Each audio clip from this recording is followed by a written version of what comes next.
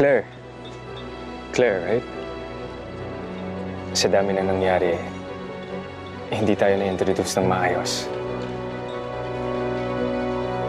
So, nandito ako para ipakilala ang sarili ko. I'm Lucas. Lucas Buencamino. Hindi na natin kailangan magpakilala sa isa't isa. Nung isang araw lang kinuusap kita dahil sa mga ginagawa mo kay Philip, kaya kilalang kilala na kita.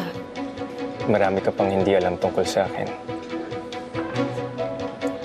At marami din akong gustong malaman tungkol sa'yo. Like, ano yung mga interes mo? Ano yung mga na-enjoy mong gawin? Nakikipag-flirt ka ba sa akin, Mr. Buencamino? Alam ba ng asawa mo na lumalapit ka sa akin ngayon? Hindi. Gusto ko lang talaga na makilala ka. At gusto ko mag-apologize. Alam ko na hindi naging maganda ang mga huli nating pagkikita.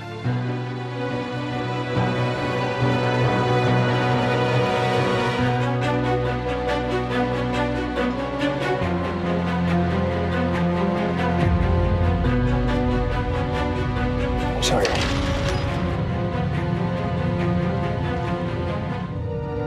Naiintindihan ko yung niyakap mo ko dati. Kasi baka hindi mo makalimutan yung namatay mong asawa.